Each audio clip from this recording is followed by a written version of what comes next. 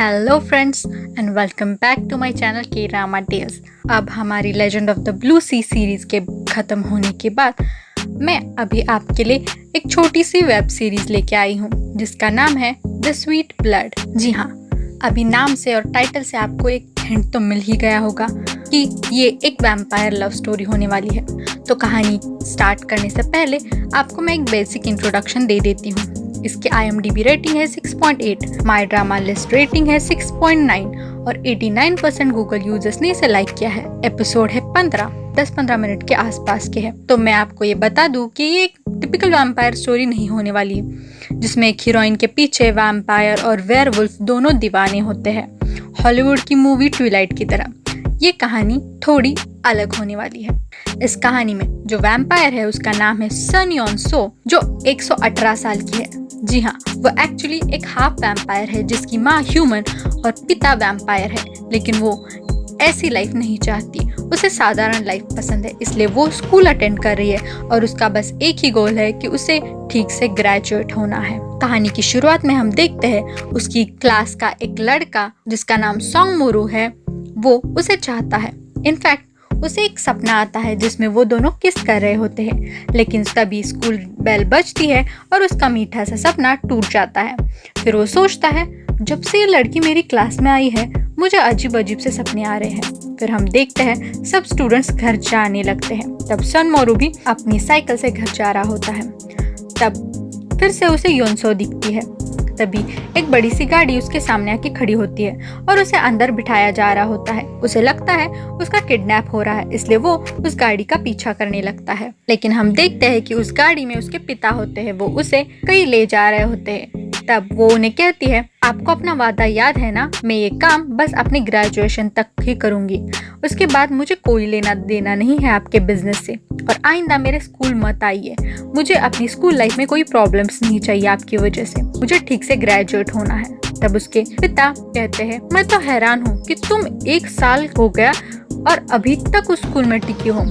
फिर कहते हैं, तुम्हें भी तो नेपोलियन ब्लड टेस्ट करना है ना, सबसे स्ट्रॉन्ग। हमें पता चलता है ये लोग वैम्पायर्स है और 21वीं सदी से वैम्पायर्स की आइडेंटिटी खतरे में आ गई है और पकड़े ना जाने के लिए वो डायरेक्टली इंसान का खून नहीं पीते, बल्कि उसे निकाल के उसकी वाइन बनाते हैं और उसे पीते हैं। और ऐसी एक वाइनरी योनसो के पिता चलाते हैं जिसका नाम है वॉयलेट ब्लड बार, जहाँ ये तीनों अभी कार से जा रहे होते हैं। तब हमें पता चलता है कि हाफ वैम्पायर होने के बावजूद योनसो की सूंघने की शक्ति ज्यादा है और इसीलिए वो उस वाइनरी की सोमेलियर का काम करती है। इसका मतलब जिसे वाइन्स की अच्छी नॉलेज और परख होती है, और ये वैम्पायर सूंघ के ही बता सकते हैं कि उस खून का ब्लड टाइप और उस खून के ओनर का लगभग एज क्या होगा। और ऐसी वाइन योनसो परख रही होती है नेपोलियन के खून से बनी हुई, जो कि बहुत स्ट्रॉन्ग खून होता है, और सबसे स्ट्रॉन्ग खून होता है द वन टाइप ब्लड, जिसकी स्मेल काफी मीठी होती है। तब हम देखते हैं कि मोरू उनका पीछा करते करते वहां पहुंच जाता है और उसे बाहर खड़ी वो गाड़ी दिखती है, लेकिन वो हड़बड़ाहट में साइकिल से गिर जाता है और उसे चोट लग जाती है और उसे खून भी निकलता है और उसके खून की खुशबू अंदर योनसो को आती है और उसे सूंघकर ही वो समझ जाती है कि ये द वन टाइप वाला ब्लड है, सबसे स्ट्रॉन्ग। और वो सोचती है उसके पापा को पता चलेगा तो वो उसे मार डालेंगे, इसलिए वो उस वाइन में कोट निकालती है और मेरा काम खत्म हो गया, ये कि मैं निकलती हूँ, ये कह के वहां से जा रही होती है। यहाँ बाहर मोरू उस वाइनरी का नाम पढ़ता है वॉयलेट ब्लड बार, और वो भी दरवाजे पर ही खड़ा होता है। तभी योनसो जैसे ही दरवाजा खोलती है, सामने मोरू होता है और उसके हाथ पे और चोट और खून भी दिखता है, लेकिन जल्दी से उसे लेकर वो वहां से निकलती है, इससे पहले उसके पापा उसका ब्लड सूंघ ले। लेकिन जैसे ही दरवाजा बंद होता है उसके पापा को स्मेल आती है। वो अपनी सेक्रेटरी से पूछते हैं, क्या तुमने कुछ मीठी खुशबू सूंघी? तो कहती है, वाइन के अलावा मुझे तो कोई स्मेल नहीं आई। तब योनसो मोरू को लेकर भाग रही होती है, तो हम देखते हैं एक आदमी उन्हें देख रहा होता है पीछे से, जिसके हाथ पर एक क्रॉस का टैटू बना होता है। तब वो भागते भागते एक पार्क में जाते हैं, तो वो उसकी चोट को देख रही होती है जिस पर अभी भी खून होता है। तो वो कहता है, हाँ एक्चुअली मेरा खून जल्दी नहीं सूखता। तब वो अपने आप को कंट्रोल नहीं कर पाती और उसके हाथ पे लगा हुआ खून चूस लेती है। जैसे उसका ब्लड योंसो के मुंह पर लगता है, हम देखते हैं उसकी आंखें लाल हो जाती है। तो शॉक होकर मोरू पीछे वाले बेंच पर गिर जाता है। तब वो कहती है, तुम्हारी खुशबू इतनी मीठी है, सॉरी, मुझे माफ कर दो, कह के वो उसके होठों के पास आती है। मोरू सोचता है कहीं मेरा सपना सच तो नहीं हो रहा, लेकिन वो अचानक से उसके गले को बाइट करती है और उसका खून चूस लेती है। लेकिन फिर जब वो अपना होश संभालती है, उसे अपनी गलती रियलाइज होती है, क्योंकि उसने तय किया होता है कि वो कभी भी इंसानों का खून नहीं पिएगी, वो सिर्फ जानवरों का खून ही पी रही होती है, वो भी वाइन के रूप में। इसलिए उस इंसिडेंट से उसे भी बुरा लगता है और वो अपनी बैग से एक गोली का डिब्बा निकालती है, उसमें से एक मेडिसिन निकाल के वो उसके मुंह में डालती है और उसे कहती है, सॉरी, मुझे ये नहीं करना था, मुझसे गलती हो गई, लेकिन तुम ये याद भूल जाना। फिर वो वहां से चली जाती है। अगली सुबह हम देखते हैं कि वो जब स्कूल जा रही होती है तो उसे मिलने उसके पापा आते हैं और वो उसे पूछते हैं, क्या तुम्हें मिला द वन टाइप ब्लड? वो घबरा के बोलती, नहीं, अभी तक तो मुझे कुछ नहीं मिला। फिर वो वहां से जाता है और अपनी सेक्रेटरी को कहता है, मुझे पक्का यकीन है कि ये मुझसे झूठ बोल रही है। तो सेक्रेटरी भी उसकी बात में हामी भरती है। फिर वो कहता है, वो आज ही आ रहा है ना? तो सेक्रेटरी कहती है, हाँ, अब तक तो वो पहुंच भी चुका होगा। फिर हम देखते हैं और एक हैंडसम हीरो की एंट्री। हम देखते हैं कि एक गाड़ी उसके सामने आकर रुकती है, जिसमें एक लड़का होता है। वो कहता है, तुम तो मेरे लिए रुकने वाले थे ना? यहाँ एक और हम देखते हैं स्कूल में आर्ट्स और क्राफ्ट्स की क्लास चल रही होती है, जिसमें स्टूडेंट्स को सिलाई, कढ़ाई, बुनाई सिखा रहे होते हैं एक रुमाल पर। तब मोरू योंसो को देख रहा होता है और उसके दिमाग में कई सारे सवाल होते हैं कि आखिर कल रात जो हुआ वो क्या था? ये सच में एक वैम्पायर है? फिर वो इतनी नॉर्मल कैसे रहती है? और वो दवाई वो क्या थी?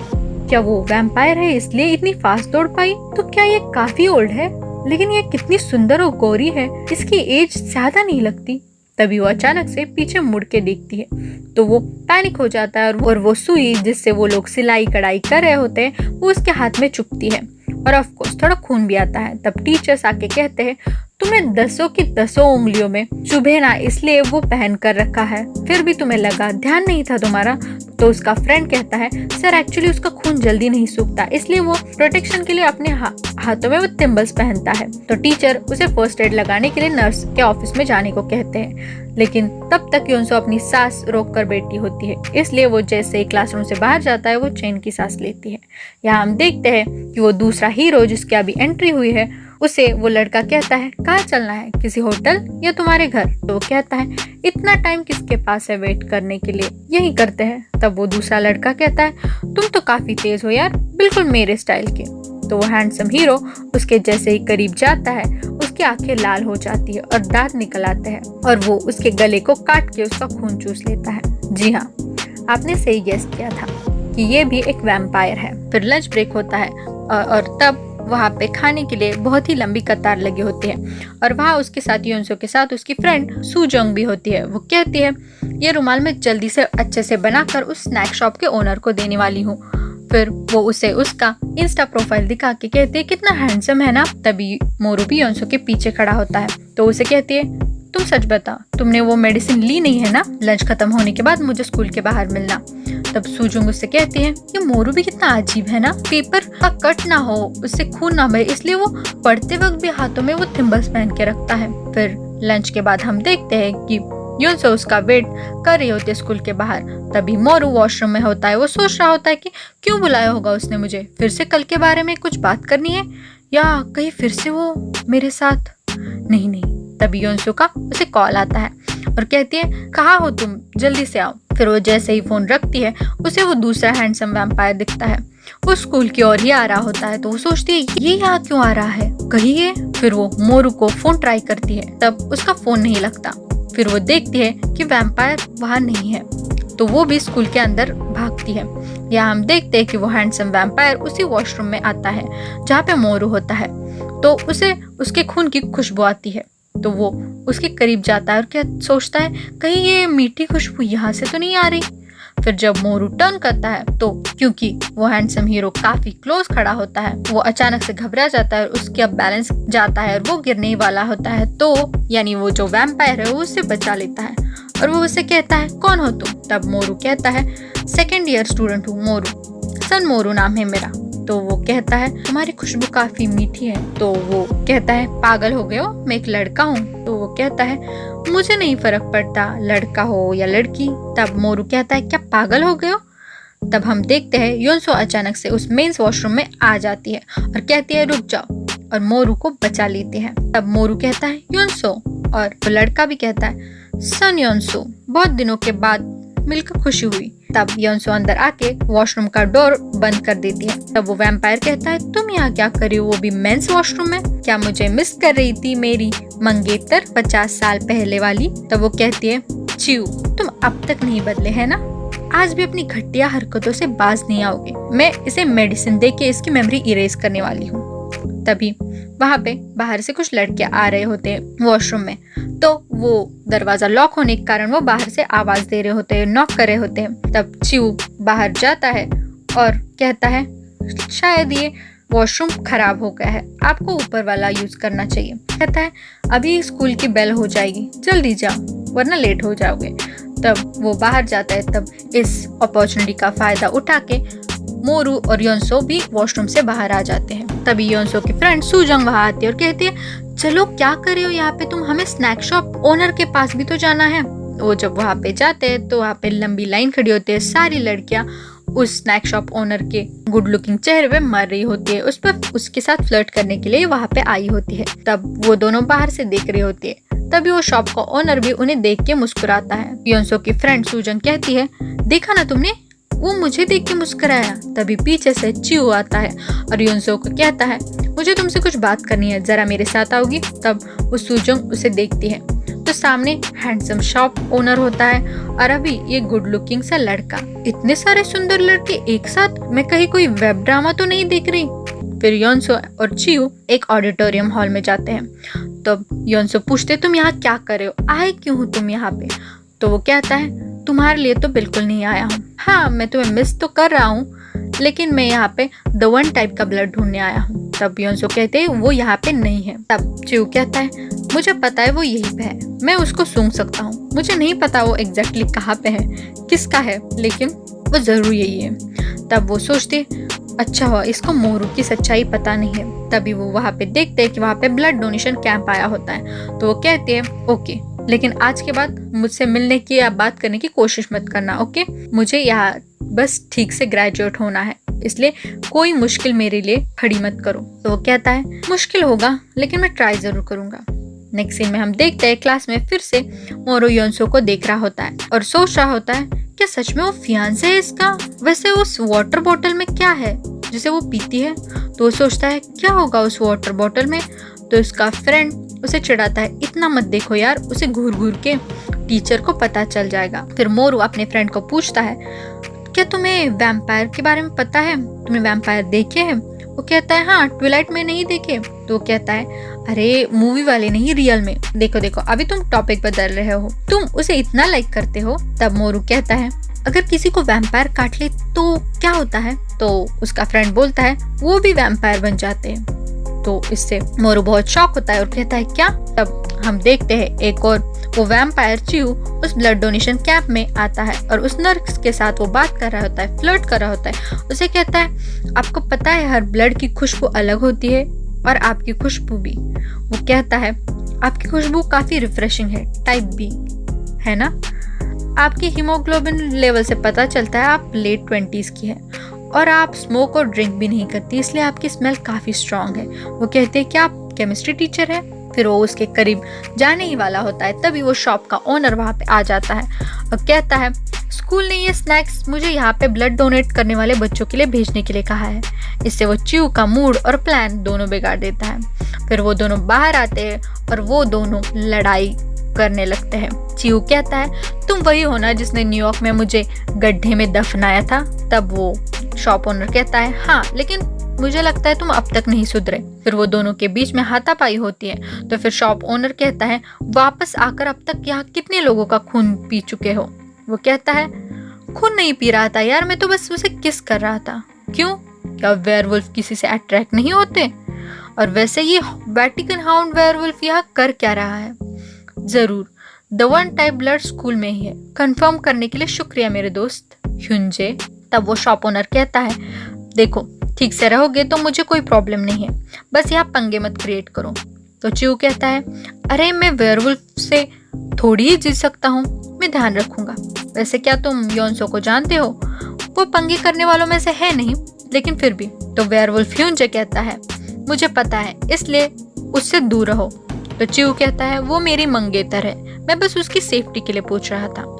यहाँ हम देखते हैं कि स्कूल छूटने के बाद मोरू योनसो का पीछा कर रहा होता है। तो वो ये नोटिस करती है, तो वो दोनों एक बेंच पे बैठते हैं। वो उसे पूरी हकीकत बताती है, अपनी असली पहचान बताती है। वो उसे कहती है कि मैं एक वैम्पायर हूँ और इस बॉटल में ब्लड वाइन है जो मैं पीती हूँ, लेकिन वो एनिमल ब्लड है और वैम्पायर्स अभी सबसे ज्यादा तुम्हारा खून पीना चाहते हैं। तो वो पूछता है, लेकिन फिर तुम क्यों एनिमल ब्लड पीती हो? वो कहती है, ह्यूमन ब्लड से एडिक्शन होता है। तो कहता है, फिर उस रात मेरा ब्लड क्यों पिया था तुमने? वो कहती है, सॉरी, उस वक्त मुझे कंट्रोल नहीं हुआ, इसलिए तो मैं तुम्हारी मेमोरीज इरेज करना चाहती हूँ। वो कहता है, वो सब छोड़ो, मुझे बताओ तुम्हारे काटने के बाद कहीं मैं वैम्पायर तो नहीं बनूंगा ना? वो कहती है, नहीं, ये इतना आसान नहीं होता, इसलिए मैं कह रही हूँ ये गोली खाओ और सब भूल जाओ। तो उसके साथ आर्ग्यू करता है, अगर मुझे याद होगा तो ही मैं उन दूसरे वैम्पायर से भाग पाऊंगा ना? तो वो कहती है, वैम्पायर्स बहुत खतरनाक होते हैं और तेज भी, तुम सोच भी नहीं सकते वो तुम्हारे साथ क्या करेंगे। फिर वो चुपचाप वो गोली खा लेता है और कहता है, अब मैंने गोली खा ली, अब खुश? फिर वो कहती है, क्या मजाक कर रहे हो? वो सोचती है, क्या ये गोली द वन टाइप ब्लड पे काम नहीं करती? फिर क्या मेरी माँ की यादें भी? तभी मोरू कहता है, डोंट वरी, मैं अपना ख्याल रख लूंगा और तुमसे भी केयरफुल रहूंगा। वो कहती है, तुम्हें मजाक सूझ रहा है? अगर तुम पकड़े गए ना, वो तुम्हें नहीं छोड़ेंगे, तुम्हारी बॉडी से एक एक बूंद निकाल लेंगे, मर जाओगे तुम। इसलिए चुपचाप बिना किसी को डाउट आए अपने खून का एक भी कतरा गिराए बिना रहो। ये कह के वो वहां से निकलती है। वो जैसे ही घर जाती है, वो देखती है चिऊ घर में होता है। वो उसे कहते हैं, निकलो मेरे घर से। तो चिऊ कहता है, अरे यहाँ मैं सिर्फ तुम्हें जानता हूँ, मैं कहाँ जाऊंगा, क्यों ना हम अपना रिश्ता फिर से स्टार्ट करें। तो वो अपने पापा को फोन लगाती है और कहती है, या तो इस घर में ये रहेगा या मैं। तो उसके पिता उसे कहते हैं, मैं तुम्हें थोड़ी ना उससे शादी करने के लिए कह रहा हूँ, बस फ्रेंड्स की तरह रह नहीं सकती तुम उसके साथ? तब वो पीछे से बोल रहा होता है, song Moru the one type blood, जो सदियों में एक बार किसी के अंदर होता है। वो अपने पापा का फोन काटती है और कहती है, वो नहीं है, फिर तुमने उसका खून क्यों पिया? तुम ऐसे ही किसी का खून पीने वालों में से तो नहीं हो। फिर हम देखते हैं वो रात को सोते वक्त चिऊ को क्या बहाना बनाए इसके बारे में सोच रही होती है। अगली सुबह दोनों नाश्ता करने बैठते हैं। तो मेड कहती है, आप चेयरमैन की दोस्त के बेटे हैं ना? अच्छा है, हमारी योनसो को भी एक दोस्त मिल जाएगा, वरना वो अकेली ही रहती है। फिर वो योनसो को कहता है, कल रात एक वेयरवुल्फ ने मुझ पर हमला किया था, ये देखो घाव, कमीने को छोड़ूंगा नहीं मैं अगली बार। वो कहती है, तुम ये सब मुझे क्यों बता रहे हो? अपने काम से काम रखो, मैंने कहा है ना मुझसे दूर रहो। फिर वो उसे जो बहाना उसने सोच के रखा होता है वो उसे बताती है। वो बताती है कि सॉन्ग मोरू का वो ब्लड नहीं है, मैं कंफ्यूज हो गई थी उस टाइम पे, इसलिए मैंने उसका खून पिया था। तो चिऊ कहता है, कोई बात नहीं, मैं एक बार उसका खून पी कर वेरीफाई कर लूंगा और तुम्हारा कंफ्यूजन हमेशा के लिए दूर कर दूंगा। इससे गुस्सा होकर वो वहां से निकल जाती है और तैयार होकर स्कूल जाने लगती है। तो चिऊ फिर से उसे पीछे से आवाज देता है और कहता है, अरे मेरे लिए तो रुको, मैं भी आ रहा हूँ। हम देखते हैं उसने भी स्कूल यूनिफॉर्म पहना होता है। वो कहती है, पागल हो गए हो, देखो स्कूल बहुत बोरिंग होता है, तुम्हें प्रॉब्लम हो जाएगी। वो कहता है, जब कोई मेरे जितना गुड लुकिंग हो तो उसे कोई प्रॉब्लम्स नहीं होते, अब चलो, क्या हम हाथ पकड़े? वो कहते हैं, बिल्कुल नहीं, और स्कूल में अगर मेरे साथ बात भी किया ना और मुझे जानते हो ये दिखाया तो सच में मार डालूंगी मैं तुम्हें, याद रखना ये बात। फिर भी वो उसके पीछे पीछे स्कूल तक जाता है। फिर वो जब टर्न करके देखती है तो वो वहाँ पे नहीं होता, इसलिए वो चैन से स्कूल के अंदर जाती है। फिर हम देखते हैं जब वो स्कूल में आती है तो हमेशा की तरह अपने बेंच पर जाकर अपनी फ्रेंड सुजंग के साथ बैठ जाती है और सन मोरो भी हमेशा की तरह उसे देख रहा होता है। तभी सुजंग जो है वो अपने शीशे में देखती है तो उसे लगता है कि वो को देख रहा है और वो कंफ्यूज हो जाती है और ये बात वो योनसो को बताती है कि देखो ना, ये कब से मुझे घूरे जा रहा है, मुझे तो बहुत ऑकवर्ड फील हो रहा है। कहती है, क्या वो कल वाला लड़का वापस स्कूल आएगा? वो कहती है, किस लड़के के बारे में बात कर रही हो? अरे वही जो तुम्हें कल स्नैक शॉप के बाहर मिला था। तो वो कहती है, अरे वो तो बस मुझे डायरेक्शन पूछ रहा था। स्कूल में डायरेक्शन? क्या वो हमारे स्कूल के किसी का भाई था? तब योनसो कहती है मुझे नहीं पता। फिर हम देखते हैं कि क्लास टीचर क्लासरूम में एंटर करते हैं और कहते हैं स्टूडेंट अटेंशन प्लीज, आज हमारे क्लास में एक न्यू स्टूडेंट आने वाला है। तो योनसो शॉक हो जाती है और सोचती है कि प्लीज वो नहीं, और हैंडसम से वैम्पायर चियू की एंट्री होती है क्लासरूम में और सब लड़कियां तो जैसे एक नज़र में उसकी दीवानी हो जाती है। और क्लास टीचर कहते हैं प्लीज़ अपने आप को इंट्रोड्यूस कराओ। तो वो कहता है हेलो, मेरा नाम युनचिऊ है और मैं यहाँ किसी चीज़ के लिए आया हूँ, तो आप सब लोग तब तक मेरा ध्यान रखिए। क्लास टीचर कहते हैं कि ये कई साल तक अब्रॉड में पढ़ाई कर आया है, तो आप सब लोग इसके साथ कोऑपरेट कीजिए और इससे कोई अगर मदद की जरूरत पड़े तो इसको मदद करना। तब क्लास टीचर कहते हैं तुम जाकर उस खाली सीट पर बैठ जाओ। तो वो कहता है क्या मैं किसी भी सीट पर बैठ सकता हूँ? तो कहते हैं कोई बात नहीं, ठीक है। तब वो योनसो के बेंच के पास जाता है और सुजंग से कहता है मैं इसे जानता हूँ और मुझे कोई अगर डाउट होगा तो मैं इसके साथ कंफर्टेबल फील कर पाऊंगा, तो क्या मैं यहाँ बैठ सकता हूँ आपकी जगह? तो सुजंग जो पहले से ही उसके गुड लुक्स की कायल हो चुकी है, वो वहाँ से उठ जाती है और उसे बैठने के लिए जगह देती है। तो योनसो तो पहले से ही गुस्सा होती है क्योंकि वो स्कूल में आया है और वापस उसके साथ उसके बेंच पे बैठ रहा है, तो वो गुस्से से अपनी बोतल से वो वाइन पी रही होती है। तब वो कहता है क्या मुझे थोड़ी मिल सकती है? तो योनसो गुस्से से बोलती है निकलो यहाँ से, ये एनिमल ब्लड है। फिर हम देखते हैं पीछे मोरू भी ये सब देख रहा होता है। तभी मोरू का फ्रेंड उसे बोलता है अरे यार अब क्या करोगे तुम, ये तो बहुत गुड लुकिंग दिखता है, कहीं तुम्हारा रिलेशनशिप स्टार्ट होने से पहले ही तुम्हारा पत्ता ना कट हो जाए। तब मोरू कहता है मुझे उसकी कोई टेंशन नहीं क्योंकि उसको लड़के पसंद है। ये बात सुन के उसका फ्रेंड शॉक हो जाता है। फिर हम देखते हैं क्लास खत्म होने के बाद सुजंग योनसो को बाहर ले जाती है और उसे पूछते तुमने झूठ क्यों बोला, वो तो कह रहा था वो तुम्हें जानता है। तो कहती है अरे एक्चुअली वो बहाने बनाने की सोचती है, लेकिन फिर वो कहते एक्चुअली वो मेरे डैड के फ्रेंड का बेटा है और मैं उसको ज्यादा पसंद नहीं करती इसलिए। तो कहते क्या प्लीज मेरी उसके साथ सेटिंग करवाओगी? कहती है लेकिन वो अच्छा लड़का नहीं है। तब सुजंग कहती है मुझे थोड़ी ना उससे शादी करनी है, प्लीज मेरी मदद कर दो ना। योनसो को हाँ बोलना पड़ता है। फिर हम देखते हैं या उस बीच क्लासरूम में चियू जो है वो मोरू को देख रहा होता है। फिर वो जानबूझकर उसके करीब जाने की कोशिश करता है और उसके बेंच के पास जाके बैठ जाता है और उसे कहता है हेलो, हम पहले मिल चुके हैं। लेकिन मोरू उसे बिल्कुल ही इग्नोर करता है। फिर वो कहता है तुम्हें योनसो का एक सीक्रेट बताऊं? तो कहता है मुझे सब पता है। तब युनचिऊ योनसो की बोतल से उसकी वाइन पीता है और फिर अजीब से एक्सप्रेशन देके कहता है ये क्या अजीब है, कितनी वियर्ड स्मेल है, कहीं ये वाइन तो नहीं? लेकिन अल्कोहल, ये तो माइनर है, अल्कोहल कैसे पी सकती है? तो वो जानबूझकर बहुत बड़ी आवाज में बोल रहा होता है ताकि वो सारे स्टूडेंट्स का अटेंशन पा सके। तभी सब स्टूडेंट्स उसके पास जमा होते हैं। तो एक लड़की उसके हाथ से बोतल लेके बोलती है अरे हाँ ये तो वाइन की तरह ही लग रहा है। तब बाकी के लड़के भी बोलते हैं वो वाइन कैसे पी सकती है, वो भी स्कूल में? तब योनसो क्लास के अंदर आती है, वो गुस्से से उनके हाथों से उसकी वाइन की बोतल छीन लेते और कहते हैं तुम दूसरों की चीजों को क्यों हाथ लगा रहे हो? तो कहते हैं अरे तुम बताओ तुम ये कैसे पी सकती हो? पीछे से सोजंग आती है और वो कहती है उसको हाथ मत लगाओ, ये उसकी मेडिसिन है। फिर वो दूसरा लड़का कहता है ओ अच्छा ठीक है, तो फिर क्या मैं ट्राई करूँ?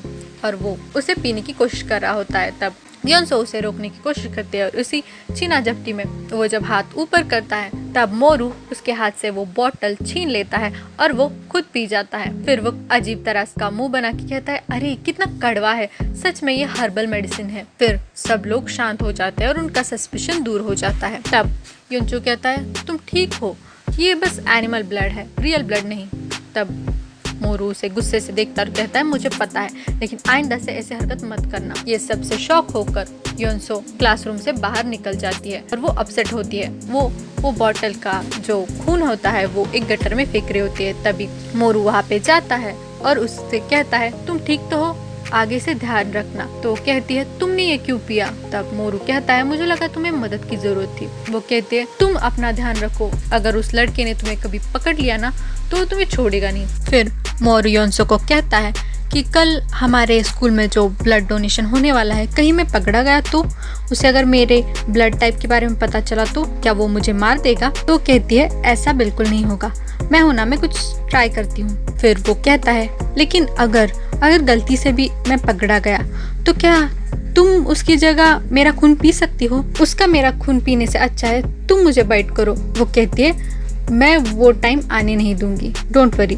मैं ऐसा उसे कुछ करने नहीं दूंगी। फिर वो खुश होता है और उसे थैंक यू बोलता है। वो उसे कहती है तुम्हारी पर्सनालिटी ऐसी कैसी है? वो कहता है मतलब, तब योनसो क्यूट बोलने वाली होती है लेकिन फिर वो कहती है बच्चों जैसी। तो इस पर वो शर्माता है और वो दोनों बात कर रहे होते हैं। तब योनसो पहली बार मुस्कुराती है और ये चीज मोरू नोटिस करता है। तभी वो दोनों जब एक दूसरे के साथ बात कर रहे होते तो उन्हें चिऊ देख लेता है। अब आगे इस लव ट्रायंगल का क्या होगा? क्या मोरू को बचाने में योनसो कामयाब होगी? जानने के लिए देखते हैं द स्वीट ब्लड का अगला एपिसोड। तब तक बने रहिए मेरे साथ मेरे चैनल के ड्रामा टेल्स पे।